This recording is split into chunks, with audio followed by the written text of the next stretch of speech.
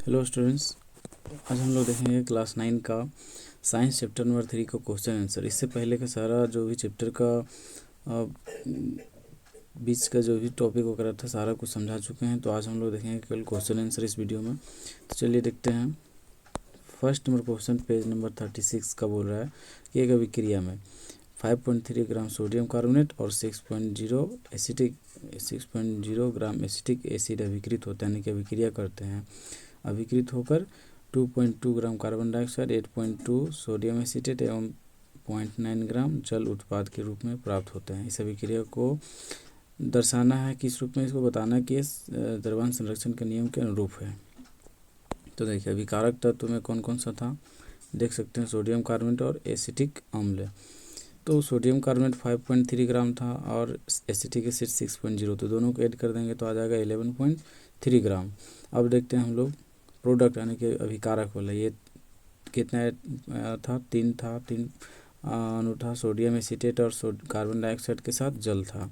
तो sodium acetate कितना दिया हुआ था 8.2 और कार्बन डाइऑक्साइड 2.2 और जल था 0.9 ग्राम, दोनों को ऐड करेंगे तो 11.3। तो यहाँ पर अभिकारक में 11.3 और उत्पाद में भी 11.3, मतलब अभिकारक तरफ और उत्पाद तरफ तत्वों का परमाणु द्रव्यमान क्या है, सेम है आणविक द्रव्यमान।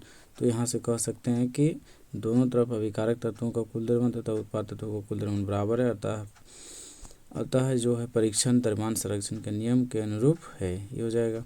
आगे क्वेश्चन बोला है कि हाइड्रोजन एवं ऑक्सीजन द्रव्यमान के अनुसार 1 अनुपात कितना है, 1:1:8 के अनुपात में संयोग करके जल निर्मित करते हैं। तो 3 ग्राम हाइड्रोजन के साथ पूर्ण रूप से संयोग करने के लिए कितने ऑक्सीजन गैस के द्रव्यमान की आवश्यकता होगी, 1.8 है, यानी कि 1 ग्राम हाइड्रोजन तो 8 ग्राम ऑक्सीजन संयोग करेगा, सिंपल बात है। तो यहाँ से इसको मान लेना है 1 ग्राम की जगह पर 1 ग्राम हाइड्रोजन तो 8 ग्राम ऑक्सीजन। तो यहाँ से कितना ग्राम बोला गया, हाइड्रोजन 3 ग्राम, इसको 3 से गुना कर देंगे तो ये भी 3 से गुना होगा तो 8 या 24 ग्राम आ जाएगा। इस तरह से निकाल सकते हैं। यहाँ पर एक विकल्प भी दिया गया है इसको समानुपात से बनाने के लिए। आगे क्वेश्चन बोल रहा है डाल्टन के परमाणु सिद्धांत का कौन सा अभिग्रहित द्रव्यमान के संरक्षण के नियम का परिणाम है, ये बताया जा चुका है, इसे आप देख सकते हैं। नेक्स्ट है डाल्टन के परमाणु सिद्धांत का कौन सा अभिग्रहित निश्चित अनुपात के नियम की व्याख्या करता है। तो इसका कौन सा है, डाल्टन के परमाणु सिद्धांत का अभिग्रहित 6 निश्चित अनुपात के नियम की व्याख्या करता है, जो इस प्रकार है कि किसी भी यौगिक में परमाणु की सापेक्ष संख्या एवं प्रकार निश्चित होता है। ये भी बताया गया है वीडियो में, पहले के वीडियो में। और पूछा गया परमाणु द्रव्यमान इकाई को परिभाषित करें, ये भी बताया जा चुका है कि परमाणु द्रव्यमान इकाई क्या होता है। तो कार्बन 12 समस्थानिक के एक परमाणु के द्रव्यमान 1/12वें भाग के बराबर होता है, ये चीज़ बोला गया है। नेक्स्ट बोल रहा है यहाँ पर क्वेश्चन नंबर 2, एक परमाणु को आँखों द्वारा देखना क्यों संभव नहीं है, क्योंकि वह क्या होता है, अत्यंत छोटा होता है, इतना छोटा तो उसे नैनोमीटर में मापा जाता है, इसलिए नहीं देखा जा सकता है। आगे क्वेश्चन बोला जा रहा है पेज नंबर 44 का कि निम्न के सूत्र लिखिए। सोडियम ऑक्साइड, सोडियम ले लेना है और ऑक्सीजन लेना है। सोडियम का संयोजकता 1, ऑक्सीजन का 2, तो 2 इधर से क्रॉस हो जाएगा, यहाँ सोडियम 1 ही रहेगा, ऑक्सीजन अच्छा सोडियम 2 हो जाएगा और ऑक्सीजन 1 ही रहेगा, ये दो चला जाएगा सोडियम के पास। तो ये भी बताया हुआ बनाने के लिए, आपको इवन बनाने भी दिए थे। तो यहाँ लिखना तत्व का प्रतीक, यहाँ लिखना आवेश, ये हो गया सोडियम, ये हो गया ऑक्सीजन, यहाँ आवेश सोडियम का +1 और ऑक्सीजन का -2, ये क्रॉस हो जाएगा तो बन जाएगा Na2, वो बन जाएगा। इसी तरह से एल्युमिनियम क्लोराइड का सिंपल है, सोडियम सल्फाइड का सिंपल है, मैग्नीशियम हाइड्रोक्साइड, ये सभी सिंपल है। अब इसका क्या आगे क्वेश्चन में क्या बोला, निम्नलिखित सूत्रों द्वारा प्रदर्शित यौगिक का नाम लिखिए। इसके यौगिक का नाम लिखना है। तो Al है यहाँ पर, Al का एल्युमिनियम और SO4 सल्फेट, एल्युमिनियम सल्फेट हो गया, calcium chloride, potassium sulphate, potassium nitrate, calcium carbonate, CO3 रहेगा तो कार्बोनेट, यहाँ सभी का नाम लिखा हुआ है। आगे बोला रासायनिक सूत्र का क्या तात्पर्य है, यहाँ से इसे आप पढ़ सकते, पहले ही बताया जा चुका है। आगे क्वेश्चन बोल रहा है कि निम्न में कितने परमाणु विद्यमान है। तो यहाँ से देख सकते हैं हाइड्रोजन का कितना, 2 और सल्फर का 1, तो 1 और 2 3 परमाणु, यहाँ पर 3 परमाणु हो गया। और इसमें देख सकते हैं फास्फोरस का 1 और ऑक्सीजन का 4, तो 4 और 1 5 हो जाएगा। तो यहाँ पर आंसर इसका 5 हो जाएगा। नेक्स्ट क्वेश्चन बोल रहा है कि निम्न यौगिकों के आणविक द्रव्यमान क्या होगा, आणविक द्रव्यमान परिकलित करना है। तो H2 का देखेंगे हम लोग। तो H2 का क्या है, हाइड्रोजन का 1 होता है, 2 है तो 2 से गुना कर देंगे तो 2 हो जाएगा। तो ये 2 यूनिफाइंग मास H2 का हो गया। इसी तरह से O2 का निकालेंगे। तो ऑक्सीजन का कितना था, 8 दूनी 16, इसका O2 है तो 2 से मल्टीप्लाई कर देंगे तो 16 दूनी 32 हो जाएगा। तो यहाँ पर 32 यूनिफाइंग मास हो जाएगा। इस तरह से सभी का यहाँ पर परमाणु द्रव्यमान निकाला हुआ है। NH3 का, Cl2 का, Cl2 का, CO2 का, CH4 और C2H6 सभी का यहाँ पर परमाणु द्रव्यमान निकाला हुआ है। नेक्स्ट क्वेश्चन बोल रहा है कि निम्न यौगिकों के सूत्र इकाई द्रव्यमान का परिकलन करें। सूत्र इकाई द्रव्यमान, इसका परिकलन करना है। दिया गया है ZnO और N2O K2CO3, इसका निकालना है। सभी का यहाँ दिया हुआ। Zn का 65 होता है, Na का 23, पोटासियम का 39 और कार्बन का 12, ऑक्सीजन का 16 दिया हुआ है। तो अब निकालना है ZnO। तो Zn का यहाँ पर 65 एक परमाणु है तो 65 को एक ही रखेंगे, प्लस करना है ऑक्सीजन। यहाँ पर ZnO है, जिंक का लिखना है 65 प्लस कर देना है, ऑक्सीजन का होता है 8 दूनी 16, यहाँ 16 ऐड कर देना है। दोनों को ऐड करने पर कितना आएगा, 81। तो 81 यूनिफाइंग मास हो गया। इसी तरह से इसका दूसरा और भी निकाल लेना है। सोडियम ऑक्साइड N2O का और पोटासियम कार्बोनेट K2CO3 का यहाँ निकाला हुआ है। सभी का देख सकते हैं। यहाँ पर एक का आया है Na2O का आया है 62 और ये 62 और K2CO3 का यहाँ पर आ जाएगा 138। तो ये हो गया। पेज नंबर 48 का बोल रहा है कि यदि कार्बन परमाणु के 1 मोल का द्रव्यमान 12 ग्राम है तो कार्बन के 1 परमाणु का द्रव्यमान क्या होगा। यहाँ पर 1 मोल का 12 ग्राम है तो कार्बन के 1 परमाणु का द्रव्यमान कितना होगा। तो यहाँ पर देख सकते हैं, यहाँ पर बताया गया है, निकाल कर इसका 1 मोल में कितना ग्राम, 12 ग्राम। 1 मोल में कितना परमाणु, तो अवोगाद्रो नंबर के इतना बराबर होता है, ये हो गया 1 मोल कार्बन, वही हो गया मोल 12 ग्राम। अब यहाँ से इतना परमाणु जो होता है कितना ग्राम के बराबर, तो 12 ग्राम के बराबर। तो अब निकाला जाएगा 1 कार्बन परमाणु। तो यहाँ पर अवोगाद्रो नंबर इधर गुना में इधर चला जाएगा तो भागा में 12 बटा इतना भागा दे देंगे तो 1.99 इंटू 10⁻, माइनस में आ जाएगा 23 ग्राम। ये हो गया, सिंपल है। और नेक्स्ट बोल रहा है कि किस में अधिक परमाणु होंगे, 100 ग्राम सोडियम अथवा 100 ग्राम लोहा। तो इसका दोनों का अलग अलग निकालना पड़ेगा।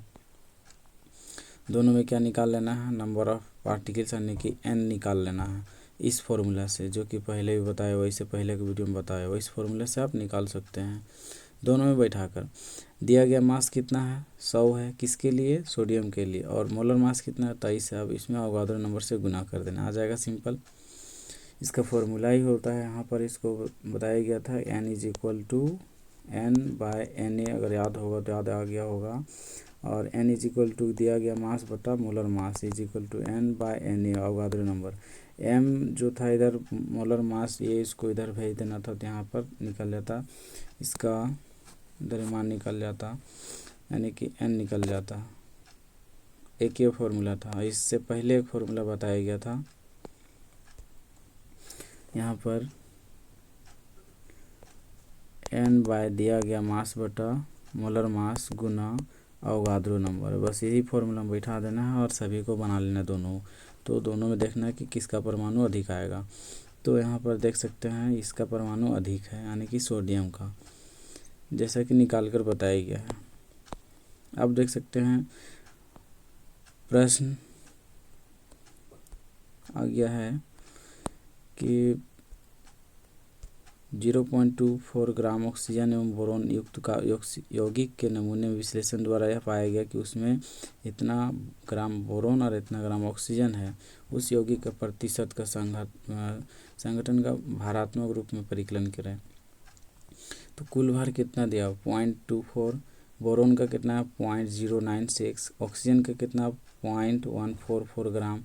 तो अब बोरोन का निकालेंगे तो बोरोन का कितना था, बोरोन का ऊपर और टोटल नीचे और 100% से गुना कर देंगे, सिंपल इसका परसेंटेज निकल जाएगा। तो यहाँ पर देख सकते हैं इसको निकाला गया है। बोरोन का 0.096 ऊपर, कुल भार यौगिक का 0.24 नीचे और गुना में 100 है। इसका आ गया 40%, बिल्कुल सेम। अगर इसका 40% आ गया तो सिंपल है कि इसमें दो कंपाउंड यानी कि दो यौगिक मिला हुआ था, तो 40 एक का तो दूसरा का 60 हो जाएगा। और ऐसे भी निकाल सकते हैं। ऑक्सीजन का निकाले तो ऑक्सीजन का भार ऊपर में, कुल भार नीचे, और 100 से इसको गुना कर देंगे 100% से, तो ये आ जाएगा परसेंटेज में कितना है। नेक्स्ट क्वेश्चन यहाँ पर देख सकते हैं, सेम है। इसको 3 ग्राम कार्बन और 8 ग्राम ऑक्सीजन जलकर 11 ग्राम कार्बन डाइऑक्साइड निर्मित करते हैं। जब इतना ग्राम ये जलता है तो कितना ग्राम होगा। ये सिंपल है। इसमें आप देख सकते हैं 3 ग्राम और 8 ग्राम जलकर 11 ग्राम बना रहा है।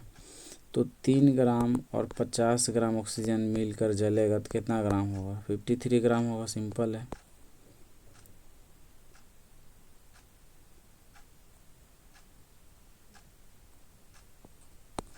नेक्स्ट क्वेश्चन क्या हो रहा है, परमाणु आयन क्या होते हैं। तो परमाणु के समूह जिन पर नेट आवेश विद्यमान होता है बहुपरमाणु कहलाता है। ये हो गया। जैसे कि SO4 पावर में -2 है, SO4 पावर में -2 है, यानी कि इसमें कितना परमाणु हो गया। तो इसमें देख सकते हैं ये द्विपरमाणुक, इसमें अनेक बहुपरमाणुक इसमें हो गया। सल्फर का जिस तरह से देख सकते हैं, सल्फर क्या है, बहुपरमाणुक आयन है, और ऑक्सीजन 2 परमाणुक आयन है।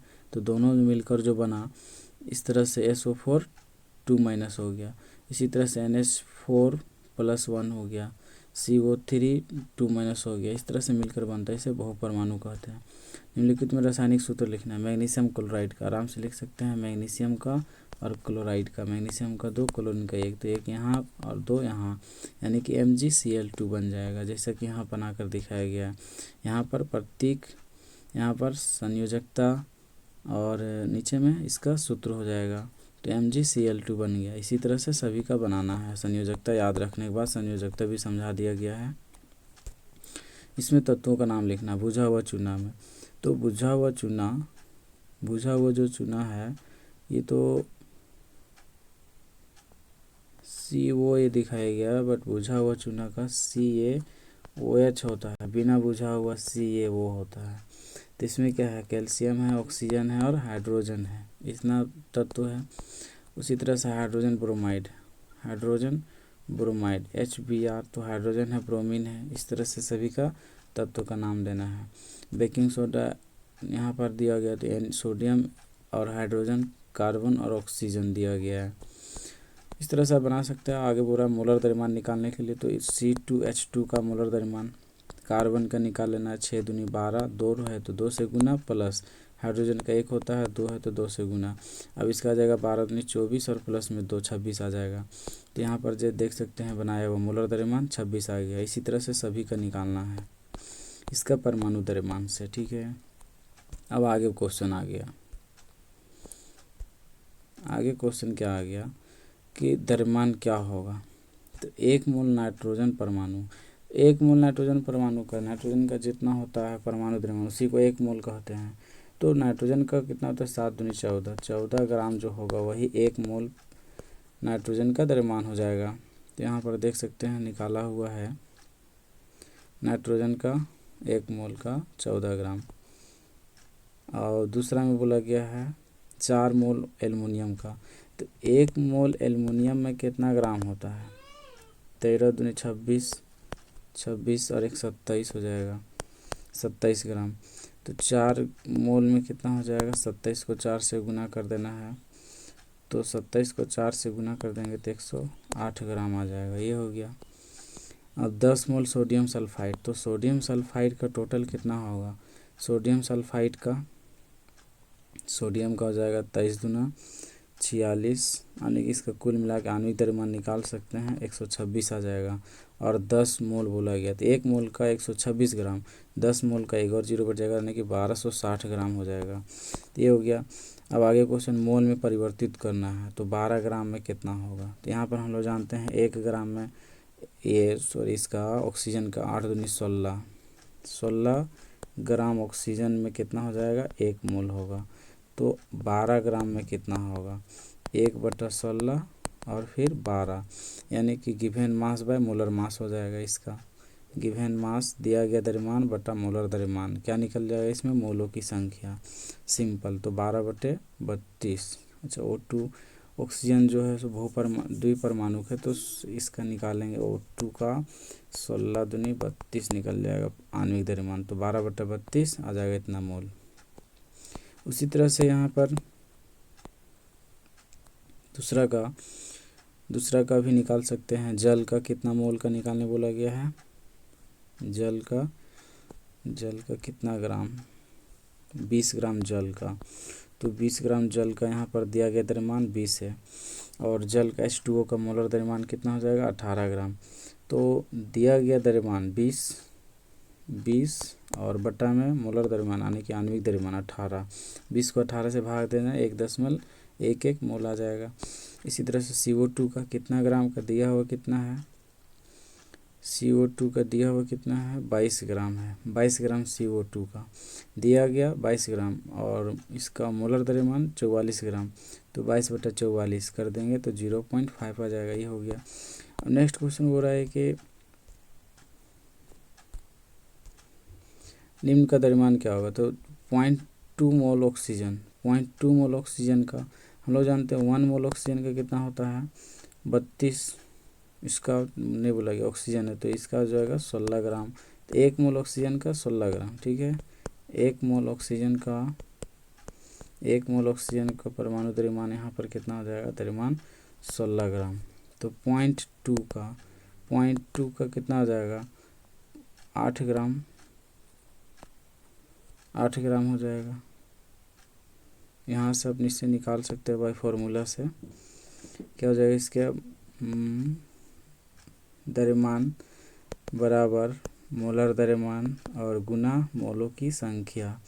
तो दिया गया द्रव्यमान कितना है, यानी कि मोलर द्रव्यमान कितना है इसका 16, और मोलों की संख्या 0.2, तो यह हट जाएगा 10, 2, 5, इसको भागा दे देंगे तो 3.2 आ जाएगा। तो ये 3.2 इसका आंसर हो जाएगा। नेक्स्ट इसी तरह से जल का बोला गया, H2O का आणविक द्रव्य, H2O का कितना का 0.5 मोल जल अणु का। तो 1 मोल का कितना 18, 0.5 उसका आधा का 9 हो जाएगा। डायरेक्ट भी निकाल सकते हैं, यहाँ लिख कर अगर निकालना चाहें तो आणविक द्रव्यमान जल का निकालेंगे तो 18 निकलेगा। जल के 1 मोल का द्रव्यमान 18 ग्राम हो गया। दिया गया मोल कितना है, 0.5 है। फॉर्मूला बैठा देंगे इस फॉर्मूला में, ये द्रव्यमान बराबर मोलर द्रव्यमान गुने मोलों की संख्या। तो 18 गुने 0.5, 9 ग्राम आ जाएगा। अब इसी तरह से दिया गया 16 ग्राम ठोस सल्फर एसिड का, तो इसका क्या निकालना है, अणुओं की संख्या। सिंपल है, एसिड का आणविक द्रव्यमान निकालेंगे। एसिड का सल्फर का 16 दूनी 32 होता है परमाणु द्रव्यमान, 8 अणु है तो इसमें 8 से गुना कर देंगे, 256 आणविक द्रव्यमान हो गया। और दिया गया कितना है इसका, दिया गया 16 ग्राम है, तो दिया गया द्रव्यमान 16 ग्राम है। मोलों की संख्या निकालेंगे इसमें, तो मोलों की संख्या कितना निकलेगा, दिया गया द्रव्यमान 16, मोलर द्रव्यमान 256, कट किया जाएगा 1/6। अब यहाँ पर निकालने बोला गया है, तो इसको किस तरह से निकालना है, सिंपल सा है कि ये मोलों की संख्या बराबर मोलिकुल्स नंबर ऑफ दिए गए कणों की संख्या और बटा में अवगाद्रो संख्या। तो दिया गया संख्या नहीं मालूम है, सिंपल दिया गया संख्या नहीं मालूम है, तो इसके जगह पर यहाँ हम लोग बैठा देंगे 16 गुने 16, यहाँ से आना चाहिए 16, 1/16 आएगा। तो मोलों की संख्या आने की n के जगह पर 1/16 बैठा देंगे, ये 1/16। उसके बाद जो है सो ऊपर में n नहीं मालूम, दिया गया कण नहीं मालूम, नीचे में अवगाद्रो नंबर इधर भागा में इधर जाएगा तो गुना में हो जाएगा, यानी कि n बराबर अवगाद्रो नंबर और बटा में ये 16 रह जाएगा, 16 से कटेगा तो इतना अणु आ जाएगा, यानी कि सल्फर का कितना था 16 ग्राम में इतना अणु होगा। इस तरह से इसका अब निकालना है, किसका है 0.051 ग्राम एल्युमिनियम ऑक्साइड का। इसमें निकालना आयनों का परिकलन करना है, इसमें आयन निकालना है। तो इसमें कैसे निकलेगा आयन? इसमें सबसे पहले इसका आणविक द्रव्यमान निकाल लेना है। 1 मोल में कितना होगा द्रव्यमान? तो 102 मोलर द्रव्यमान यानी कि आणविक द्रव्यमान हो जाएगा। अब बोल रहा है कि 1 ग्राम एल्युमिनियम ऑक्साइड में 1 ग्राम में कितना आ जाएगा? तो इसका दिया हुआ है 102, होता कितना है? 54। तो इसका निकाल लेंगे, ये इतना निकल जाएगा। उसके बाद फिर बोल रहा है कि 0.051 ग्राम एल्युमिनियम ऑक्साइड, तो इतना निकल जाएगा। इसका 27/51 इंटू इतना ग्राम का ये निकल जाएगा। एल्युमिनियम परमाणु 27 है, 1 मोल एल्युमिनियम का 27 हो गया, 27 ग्राम यूनिफाइंग मास। अब बोल रहा है कि 27 ग्राम एल्युमिनियम में कितना ग्राम होगा? अवोगाद्रो नंबर के बराबर होगा। तो यहाँ से बोल रहा है कि इतना ग्राम एल्युमिनियम में कितना होगा। तो इस तरह से यहाँ पर इसको बैठा देना है, ऊपर अवोगाद्रो नंबर और नीचे इसका एल्युमिनियम का 1 मोल में कितना आणविक द्रव्यमान होता है ये। और 0.027 जो है ये कहाँ से आया है? तो यहाँ आप देख सकते हैं, यहाँ से आया है। इतना ग्राम एल्युमिनियम ऑक्साइड का ये आया है द्रव्यमान, उसी से गुना कर देना है। तो ये यहाँ पर आ जाएगा आंसर इतना 6.022 × 10⁻20 आ जाएगा।